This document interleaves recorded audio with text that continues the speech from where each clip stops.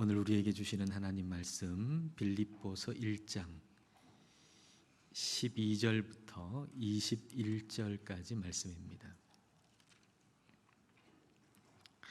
한 절씩 읽겠습니다. 형제들아, 내가 당한 일이 도리어 복음 전파의 진전이 된 줄을 너희가 알기를 원하노라.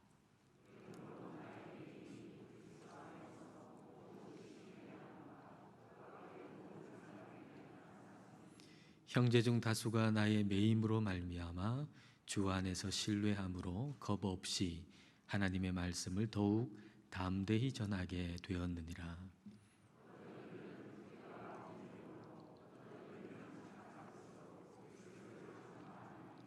이들은 내가 복음을 변증하기 위하여 세우심을 받은 줄 알고 사랑으로 하나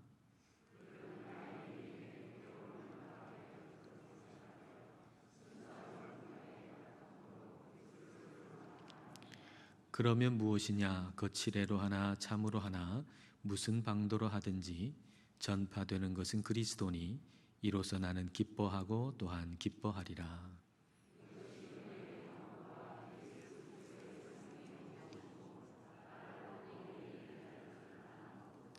나의 간절한 기대와 소망을 따라 아무 일에든지 부끄러워하지 아니하고 지금도 전과 같이 온전히 담대하여 살든지 죽든지 내 몸에서 그리스도가 존귀하게 되게 하려 하나니 이는 내게 사는 것이 그리스도니 죽는 것도 유익함이라.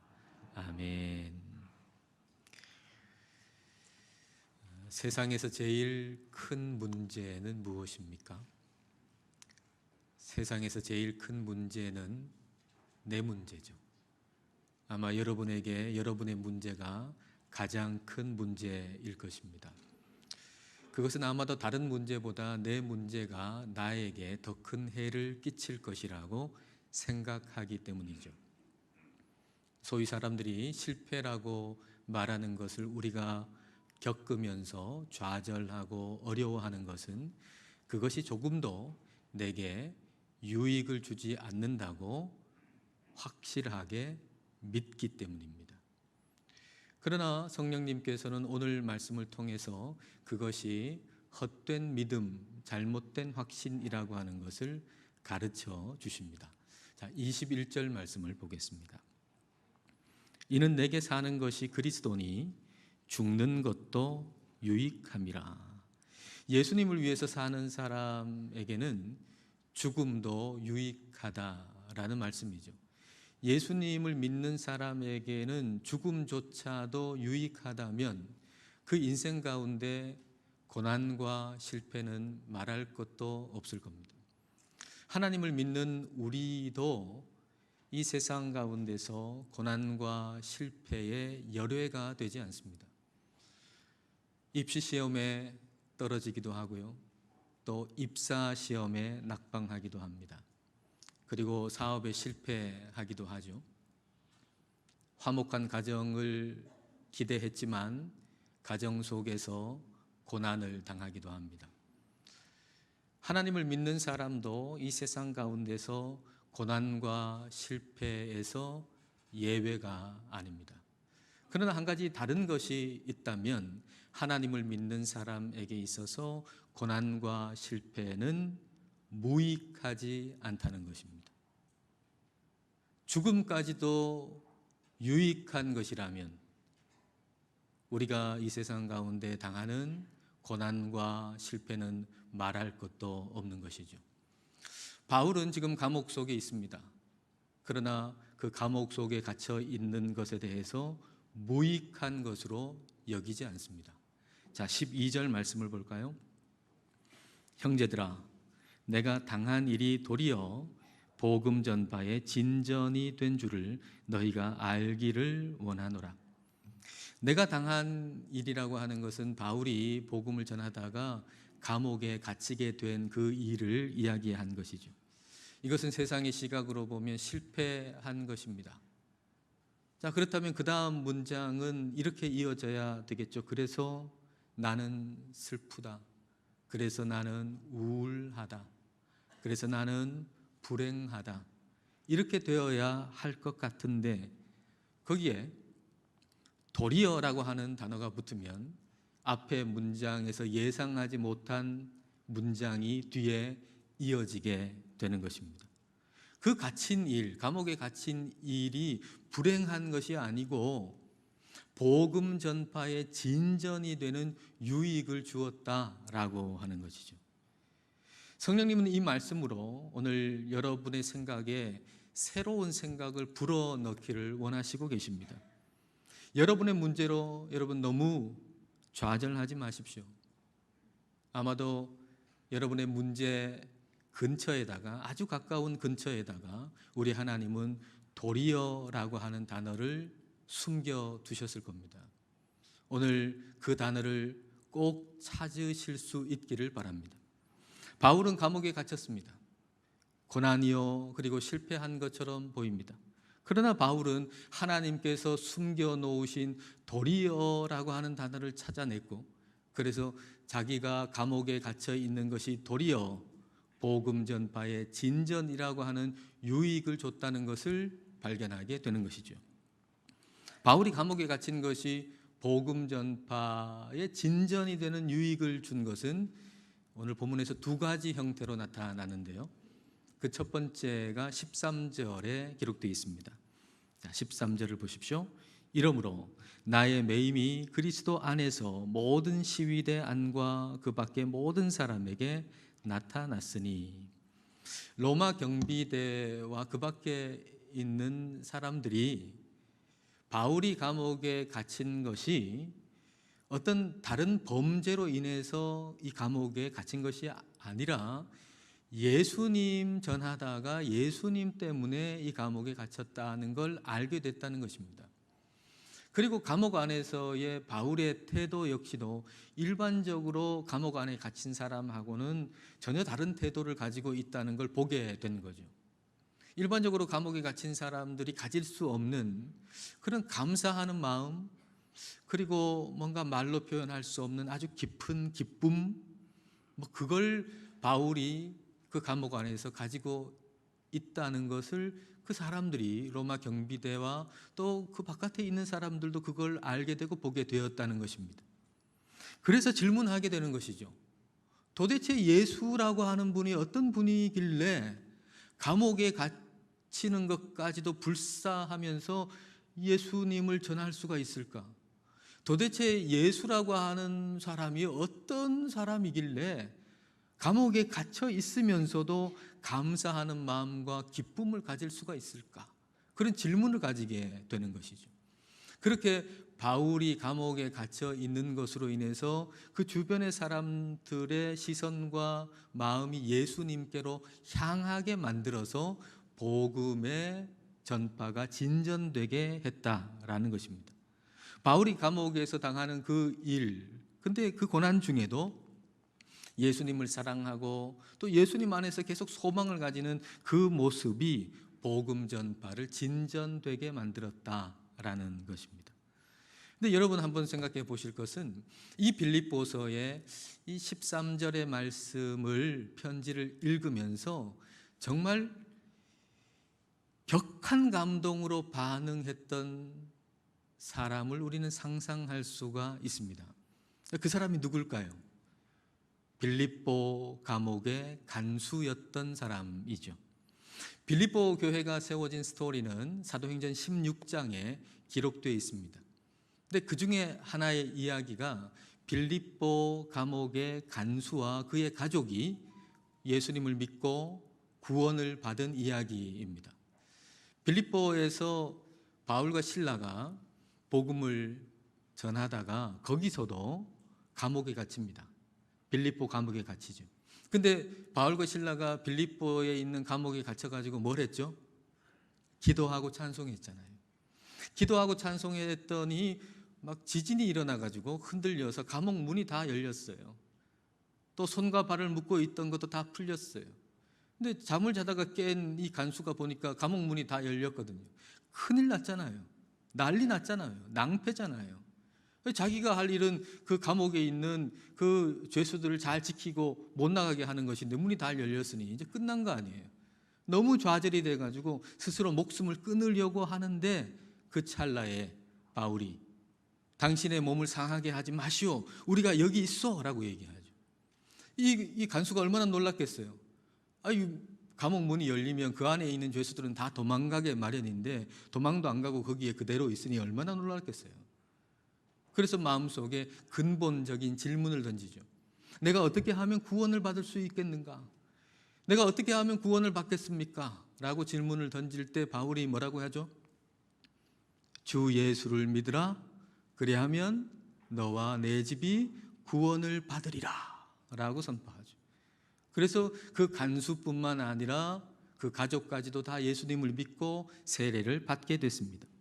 자, 이 간수, 빌립보에 있는 이 간수를 여러분 한번 생각해 보세요. 그의 실패가 유익이 됐죠. 그는 실패했어요. 말하자면 직장에서 실패한 거예요. 그의 직장은 감옥 아닙니까? 감옥에서 잘 죄인들 지키는 거 아니에요? 근데 그 직장에서 실패했어요. 어느 정도로 실패하고 좌절했나요? 스스로 목숨을 끊어야 되겠다라고 생각할 정도로 그의 일터에서 그는 실패해버렸어요. 근데 그것이 그때 우리 하나님께서 바울을 통해서 도리어라는 단어를 그의 인생에서 찾게 만들어 주셨죠. 그래서 그의 인생 가운데 그의 사업이, 그의 직장이 실패했는데 도리어 그것으로 말미암아서 영생을 얻게 되는 복을 얻은 것입니다. 여러분, 이 간수가 바울이 빌립보 교회에 쓴 편지를 이제 빌립보에 도착했는데 이 간수가 빌립보에 있는 성도 아닙니까? 이 간수가 이 편지를 읽을 때 오늘 본문 13절을 읽을 때 얼마나 감동이 됐겠어요. 자기의 경우하고 같은 거 아니에요. 맞다, 정말 그렇다. 바울이 감옥에 갇혀 있음으로 인해서 복음이 더 전파되고 그곳에 있는 나 같은 사람이, 그곳에 있는 나 같은 사람, 예수님 모르는 사람에게 복음이 증거돼서 복음을 듣고 영생을 얻는 놀라운 일들이 일어나겠구나라고 생각하면서 아마 하나님께 찬송을 올려드렸을 겁니다.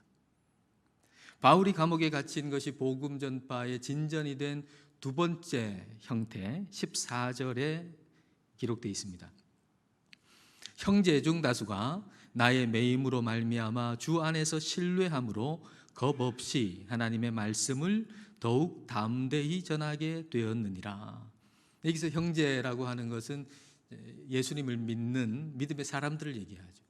그 믿음의 사람들 중에 다수가 바울이 복음 전하다가 감옥에 갇혔다라고 하는 것, 그것으로 인해서 오히려 담대함을 가지고서 복음을 더 열심히 담대하게 힘있게 전하게 됨으로 말미암아 복음 전파의 진전이 일어났다라는 얘기입니다.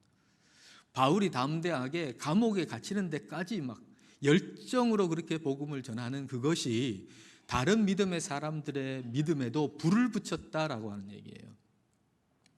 1954년 전까지만 해도 육상계에서는 1마일, 그러니까 1.6km를 4분 내에 뛸 수 없고, 그리고 혹 뛴다 해도 그 사람의 심장은 터져버릴 것이다 라는 말이 통용됐대요.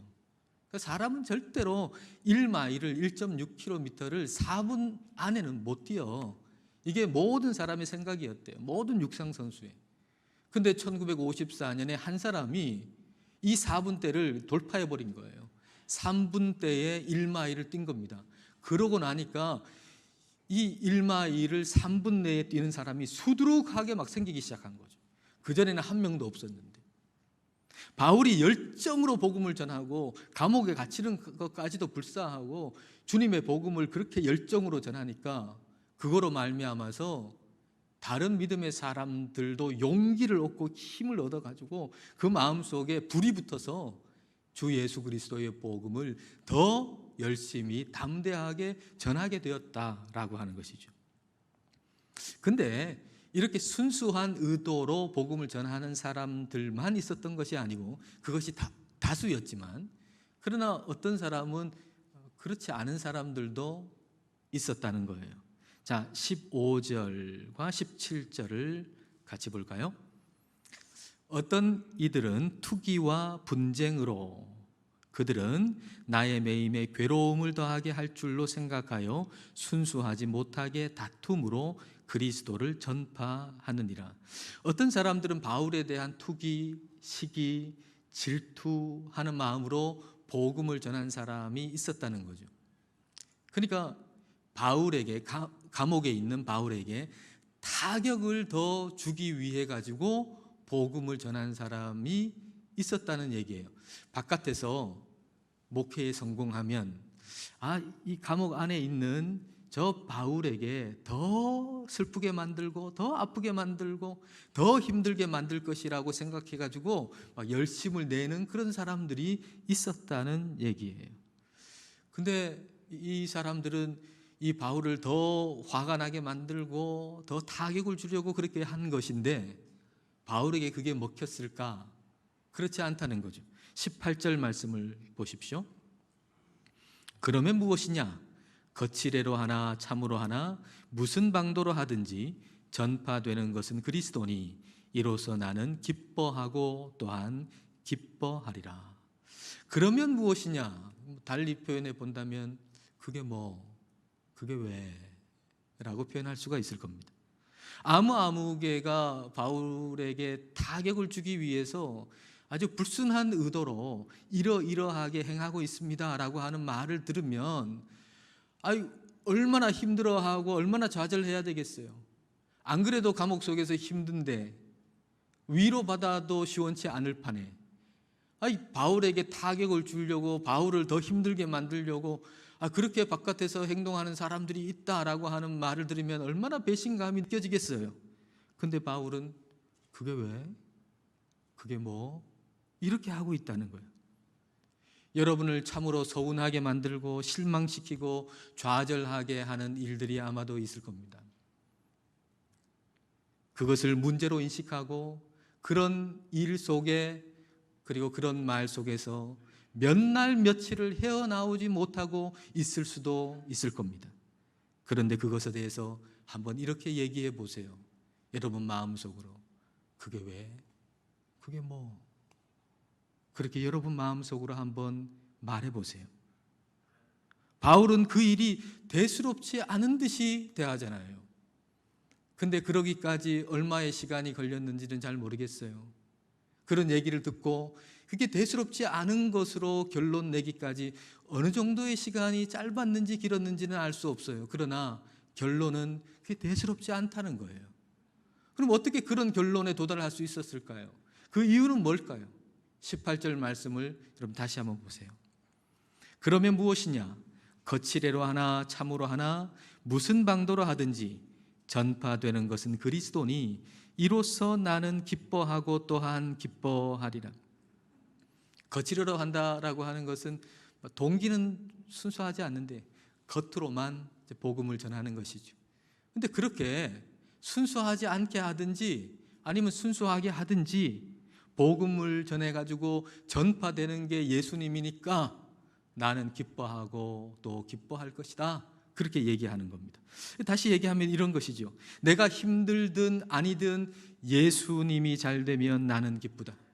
내가 힘들든 그렇지 않든 예수님이 잘 되면 나는 기쁘다. 여러분 이 말이 마음에 와 닿으십니까? 마음에 와 닿지 않는 분도 있을 겁니다. 자, 그렇다면 이 말에 예수님 대신 여러분이 진짜 사랑하는 사람을 한번 넣어보세요. 여러분의 눈에 넣어도 아프지 않는 사람을 한번 넣어보세요. 여러분의 아들, 딸이 해당하겠죠? 내가 힘들든 아니든 내 아들이 내 딸이 잘 되면 나는 기쁘다. 마음에 확 닿으시죠? 어느 누가 여러분을 지금 막 해코지하고 여러분이 안 되는 걸 너무 좋아하고 여러분에게 타격을 주려고 막 그렇게 행동을 해요. 그런데 그 사람이 여러분에게 타격을 주고 여러분 안 되기를 원하고 그렇게 하면 할수록 여러분이 사랑하는 아들과 딸이 잘 된다면 그 어떤 것도 감수해낼 수 있잖아요. 사랑하는 사람이 돋보이도록 하기 위해서 기꺼이 내가 그의 배경이 될 수 있다는 얘기입니다. 우리가 예수님을 사랑하면, 우리가 예수님을 진짜 사랑하면 예수님은 우리의 주인공이 되시고 우리는 예수님이 더 잘 돋보이게 하기 위해서 그분의 배경이 될 수 있다는 얘기예요. 세례 요한이 예수님은 흥하셔야 되겠고 나는 쇠하여야 하리라 라고 얘기했는데, 그 말은 예수님은 내 삶의, 내 인생의 주인공이시고 나는 그분이 더 돋보이고 아름답게 보이기 위해서 그분의 무대가 되고 배경이 되겠다, 기꺼이 그렇게 하겠다라는 얘기입니다. 문제를 보는 우리의 시선이 달라지게 하는 것, 그건 우리가 기꺼이 예수님의 배경이 될 때입니다. 근데 우리가 예수님의 배경이라고 하는 걸 모르고 우리가 주인공이라고 생각해가지고 예수님 앞으로 떡 하고 나오면 그때 우리의 인생에 주어지는 문제를 보는 새로운 시선은 없습니다. 그런데 우리의 삶의 주인공이 예수님이라고 하는 것을 알고 예수님 뒤로 물러서서 예수님의 무대가 되고 배경이 될 때, 그때 비로소 우리는 문제를 보는 새로운 시선을 가질 수가 있게 되는 거죠. 신앙생활 하는 걸 말이죠, 내 이야기에 예수님이 한 배역을 담당하시는 것으로 생각하는 사람들이 종종 있습니다. 지은이는 나예요. 그리고 내 이야기예요. 내 스토리예요. 내 스토리 안에 예수님이 군데군데 오셔가지고 내 고난과 실패를 싹 제거해 주시면서 그래서 내 스토리를 성공 스토리로 만들어 주시는 것, 그걸 신앙생활, 예수님을 믿는 것이라고 생각하는 사람들이 있어요. 근데 만약 그렇다면 우리의 삶의 고난과 실패가 올 때 우리는 예수님을 원망할 수밖에 없는 것이죠. 그리고 그런 신앙생활이라고 하는 것은 원망하는 분을 한 분 더 만드는 것밖에는 안 되는 거예요. 원망하는 분 한 분 더, 예수님이라고 하는 분 한 분 더 만드는 것밖에는 다른 이야기가 될 수 없다는 얘기죠. 우리가 예수님을 믿는다라고 하는 것은 내 이야기에 예수님이 한 배역으로 들어오시는 것이 아니라 예수님의 이야기 속에 내가 한 배역으로 들어가는 걸 의미하는 거예요. 이게 예수님을 믿는 거예요. 예수님의 이야기, 그걸 우리는 구원이라고 그러죠. 구원, 한마디로. 그런데 여기서 구원이라고 하는 것은 좀 넓은 의미의 구원이에요. 넓은 의미의 구원. 우리 주님께서 이 세상에 대해서 하시는 모든 일, 그리고 주님의 뜻을 이루시기 위해서 하시는 모든 일의 총칭, 그게 바로 구원이에요. 우리 하나님께서는 저와 여러분을 좁은 의미에서 구원하셔서, 그 좁은 의미에서 구원은 하나님의 캐스팅을 받는 거죠. 우리가 캐스팅을 받는 거예요. 그래서 하나님의 큰 구원의 이야기, 하나님의 큰 구원의 드라마 속에 한 배역으로 들어가게 되는 것이죠. 우리가 그걸 안다면, 하나님께서 쓰고 계시는 그 놀라운 구원의 드라마 속에 내가 한 배역으로 들어가 있다라고 하는 것을 안다면 내 인생 가운데 겪는 어떤 고난이 됐든 어떤 실패가 됐든 그것이 결코 무익한 것이 아니다라는 얘기입니다. 그렇지 않겠어요? 우리 예수님께서 쓰시는 위대한 그 이야기 속에서 그게 내 삶의 고난과 실패까지도 그 이야기의 한 부분이 되고 한 과정이 된다면 그것이 어떻게 무익한 것이 될 수 있겠느냐는 거예요. 자, 그런 이해 속에 19절 말씀을 여러분 보십시오. 이것이 너희의 간구와 예수 그리스도의 성령의 도우심으로 나를 구원에 이르게 할 줄을 아는 거로. 여러분, 여기서 이 구원은 좁은 의미의 구원이 아닙니다. 바울의 영혼의 구원을 얘기하는 게 아니에요. 빌립보 성도들이 바울을 위해 기도하고 성령이 도와주셔가지고 내 영혼이 구원받는다, 이 얘기입니까? 아니잖아요. 바울은 이미 구원받은 사람이에요. 좁은 의미의 구원은 이미 받았어요. 여기서의 구원은 넓은 의미의 구원이에요. 우리 주님께서 이 세상에 대해서 쓰시는 모든 이야기, 주님의 뜻을 이루시기 위해서 쓰시는 모든 이야기의 총칭이 바로 여기 구원이에요.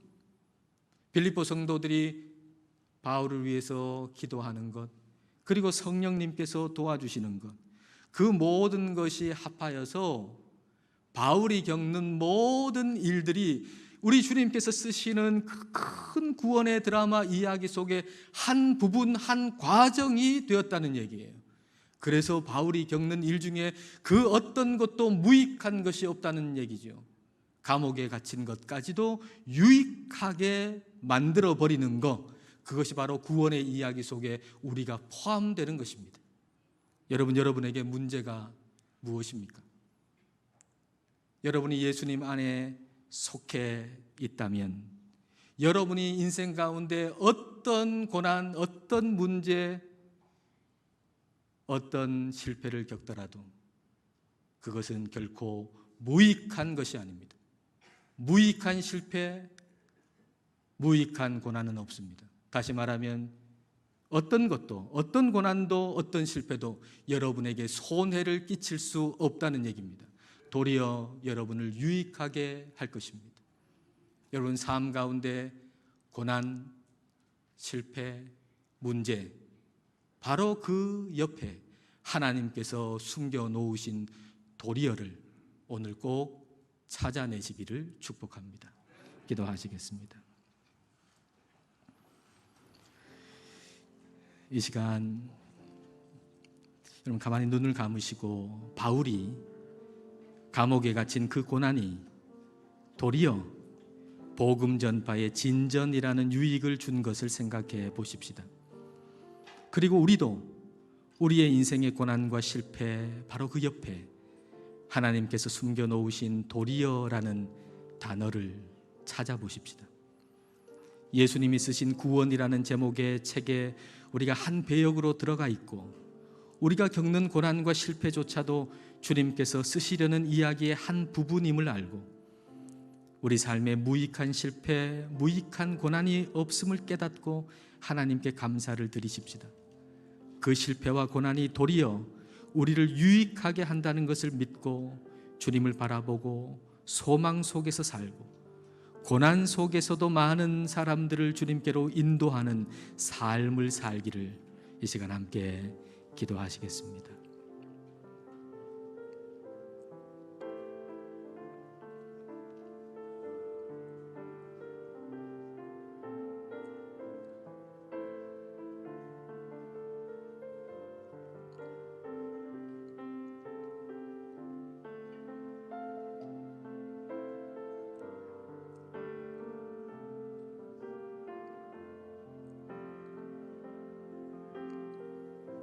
하나님 아버지, 저희들은 내 이야기 속에 예수님이 한 배역을 맡아 내 인생의 고난과 실패를 제거해 주실 것을 기대하면서 고난과 실패가 없는 것이 성공적인 신앙생활이라고 착각하면서 살곤 합니다. 그러나 바울을 통해서 그것이 아니라 예수님의 구원의 이야기 속에 우리가 한 배역을 맡아 살아감으로 인하여 우리 인생의 고난과 실패까지도 유익하게 하시는 것이 구원의 능력임을 깨닫게 해주심을 감사드립니다. 바울이 감옥에 갇힌 것을 도리어 유익하게 하신 하나님께서 저희 삶의 고난과 실패도 도리어 유익하게 하실 줄을 믿습니다. 이 믿음으로 이 한 주간도 담대하게 소망으로 살게 하여 주옵소서. 예수님 이름으로 기도드립니다. 아멘.